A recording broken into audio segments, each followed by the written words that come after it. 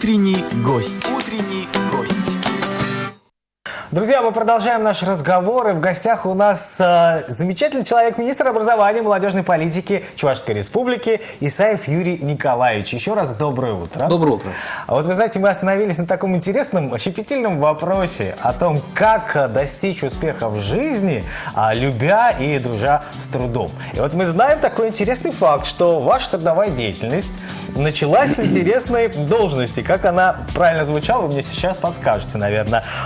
Лифтер в Чувашском госуниверситете в 1986 году. Все правильно? После окончания школы мне надо было быстро-быстро уехать. И я не поступил на исторический факультет, и мне надо было устраиваться на работу куда-нибудь, не принципиально. И вот такая малооплачиваемая работа была, я до сих пор помню, где-то 71 рубль тогда в месяц нам давали заработную плату, лифтер. Лифтер не в том понимаю, что я разбирался в этих механизмах лифта, а просто-напросто была вакансия, никто не хотел на эту работу, а помощники нужны были. И вот в отделе главной энергетики предложили, я не стал отказываться, соответственно, приняли меня на работу, и я был помощником электрика. То есть профессией так таковой я не владел, но тем не менее, в записи есть в трудовой книжке. А так был помощником электрика, который 1,5 года носил сумочку электрика и помогал, и учился азам. И, кстати, вот самое удивительное, вот после того, как, после вот именно этой профессии я служил в армии, и мне эта профессия помогла, уже электрика, которую я немножко освоил уже вот на практике. И вот я работал где-то полгода электриком на стройке. Отлично. Удалось починить хоть один лифт самостоятельно, своими руками, когда вообще, главный лифтер, который выносили там, сказал, вообще что сегодня я не приду на работу? Это вообще интересно. Допустим, благодаря тому, что я начал именно с должности лифтера, я в армии освоил профессии штукатура, плиточника, там много чего. Интересно вообще. Вот я продолжая эту тему, хочу сказать, что любая профессия хороша, любая абсолютно. И любая работа хороша, просто ее надо делать качественно, думая о том, что ты должен быть лучшим среди всех тех, кто работает в этой профессии. И тогда мое мнение, успех гарантирован. Но судя по тому разбросу любимых предметов в школе, вы назвали химия, вы сказали геометрия, да, и потом история, то есть это диаметральные, противоположные вообще это предметы, конечно, можно судить от вас как о многосторонне развитом человеке. А вот сегодня вы работаете как раз с молодежью, с детьми. Как сегодня обстоят дела у нас? У нас молодежь умнеет, может быть, у нее смекалка какая-то, любит ли она физический труд? Что вы на этом опыте можете сказать? Вообще, замечательная у нас молодежь, надо сказать. Школьники молодцы, потому что очень много детей, которые мотивированы на получение хорошего результата в учебе. Это в первую очередь. Соответственно, это, конечно, и заслуга родителей. Это молодцы, то, что, допустим, многие родители стараются прививать желание учиться. Пускай это будет в некоторой степени, может быть, и через условное насилие, да, надо заставлять детей обучаться. В любом случае, это как правило. Но, тем не менее, это приносит результаты. Допустим, даже, я говорю о том, что все дети талантливы, но, тем не менее, другие единицы детей более талантливы, чем все остальные талантливые дети. Вот в этом году у нас школьники по различным предметам, на всероссийских олимпиадах 25 ребятишек достойно выступили, там 3 победителя всероссийской олимпиады. Потом остальные у нас стали призерами. Это хорошее достижение. И один даже школьник из Яльчевского района, он стал победителем всероссийской олимпиады по физкультуре, и он стал лучшим среди всех победителей. Там победитель там не один. Там победители определяются по набранным очкам. И, соответственно, он стал самым таким, он получил самые высокие рейтинги. Лучший из лучших. Да, это вообще. И даже могу сказать о том, что мне что понравилось. Наши педагоги замечательные, потому что они готовят детей достойных. Даже вот, если это возможно, показать вот эту крышечку от телефона. Вот это все сделал мальчик. Он стал победителем, значит, Всероссийской олимпиады в области технологий. И вот, посмотрите, он это все мне подарил. И вот он вырезал, но вот буквально здесь, значит, дерево в миллиметр толщиной, он это все вырезал. Понятное дело, что он не руками вырезал. Он сначала придумал программу, потом его поставил на... компьютер уже вырезал. Это какая... Вот чем отличается современная молодежь от молодежи Советского Союза, когда они придумывают программу. Они интеллектуалы, они значит, своими мозгами делают себе будущее. Они уже начинают проектировать свое будущее. И наверняка уверен в том, что эти ребята не пропадут, и они будут достоянием нашей республики. Если даже, наверняка, и, может быть, и Российской Федерации. Я надеюсь, что да, мы с ними не пропадем, конечно, у нас будущее конечно. хорошее вместе с ними. А что касается, я уже говорил про обучение, про то, как наши дети стараются.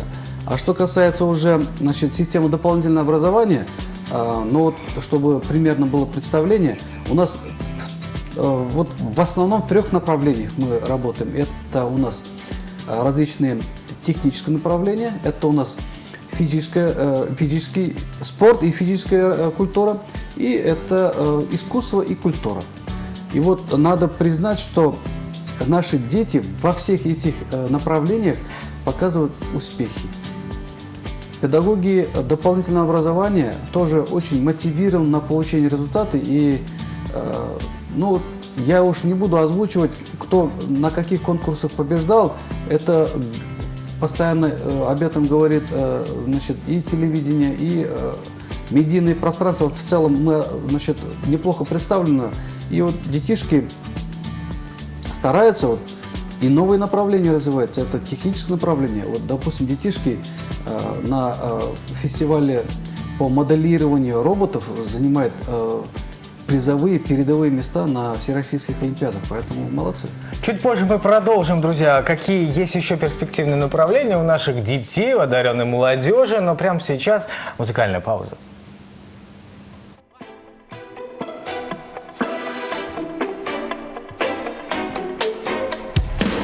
Накаляется до красна и клокочет в душе вулканом. Вырывает все изнутри, то, что прятал в угаре пьяном. Вероломно вошла в мой дом, распахнула все настежь двери. Только вот скажи, почему я тебе не верю, не верю. Крик разорвал тишину.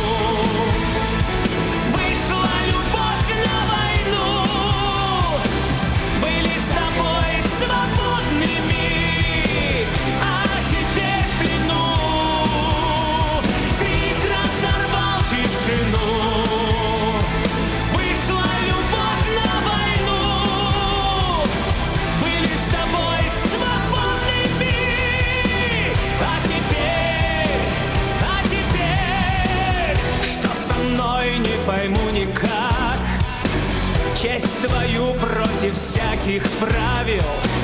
Видно, небу угодно так, чтобы жизнь я на кон поставил. Закипела по венам кровь, мысли все распустил по ветру.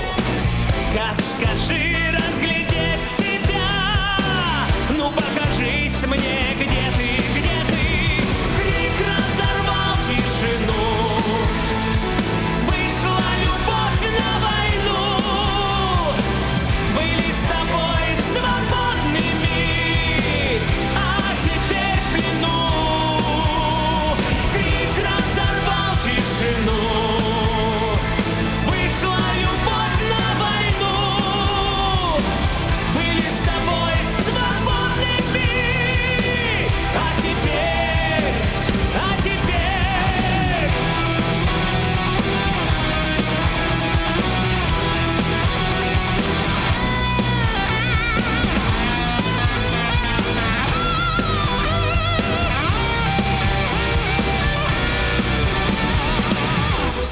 слова поросли в бурьян, не имеют обратной силы. Почему ты, любовь, скажи, без тебя невыносимо? Болью сердце поранишь ты и уйдешь, громко хлопнув дверью. Вновь тобою я одержим, но тебе не верю, не верю. Крик разорвал тишину, вышла любовь на войну. Были с тобой свободными, а теперь в плену. Крик разорвал тишину, вышла любовь на войну. Были с тобой свободными, а теперь.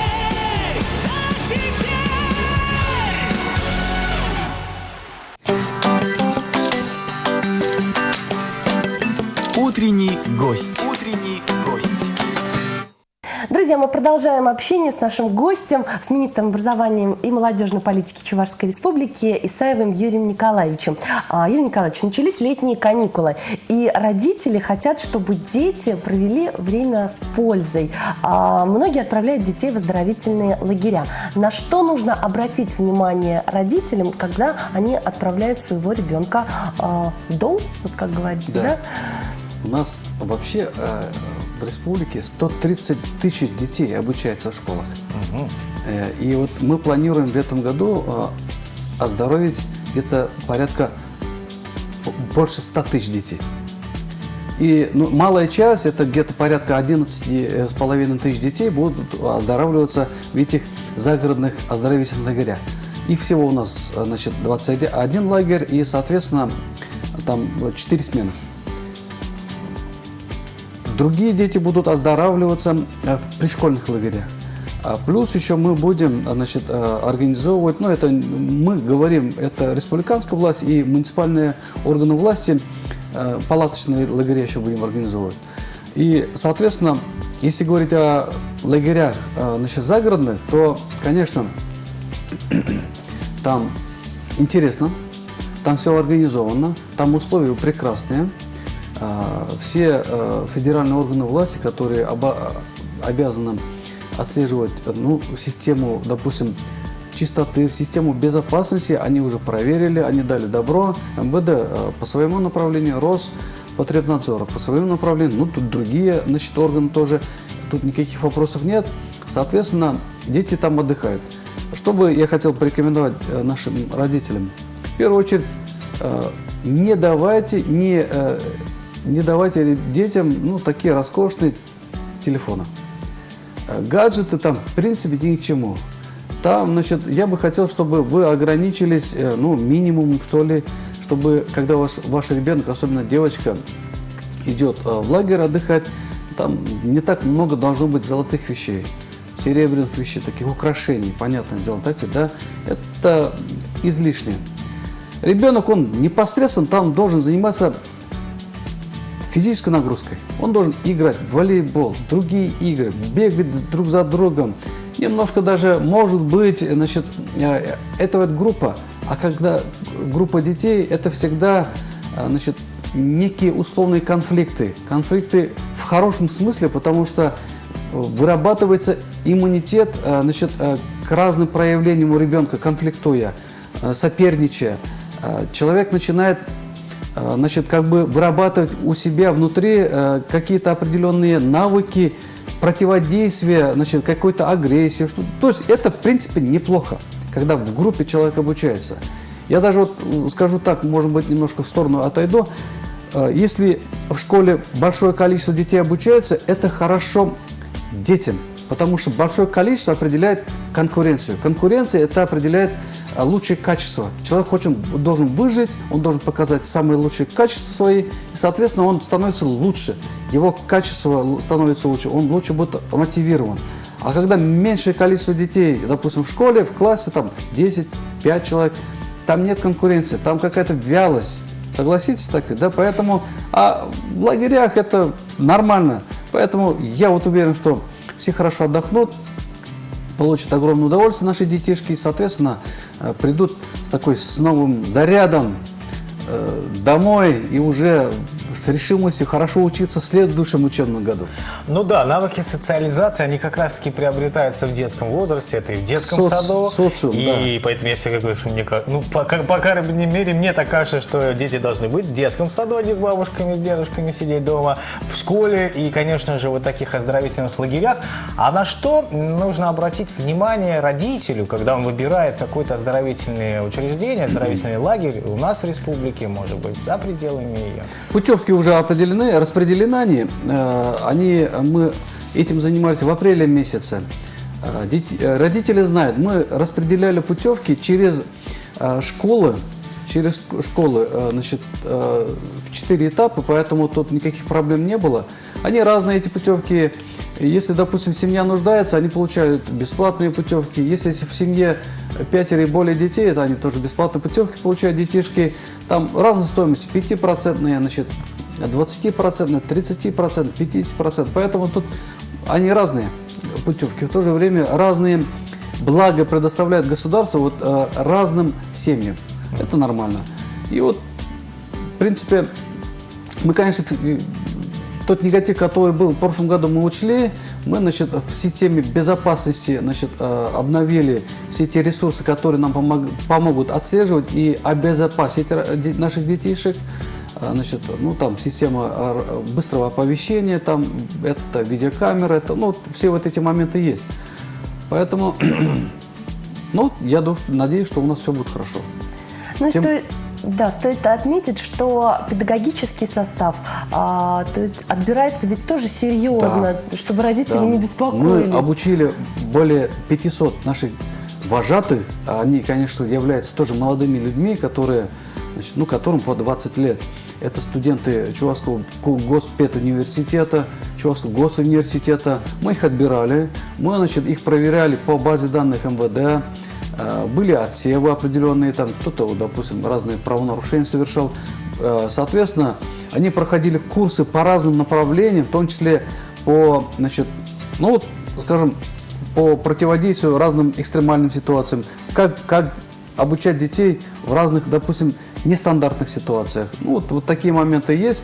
Соответственно, они имеют документ о том, что они имеют право обучать, работать вожатыми, и я думаю, что они качественно будут выполнять свою работу. Юрий Николаевич, и в завершении нашего диалога, что бы вы хотели пожелать радиослушателям Таван Радио, телезрителям национального телевидения в начале лета? Вообще лето прекрасное время.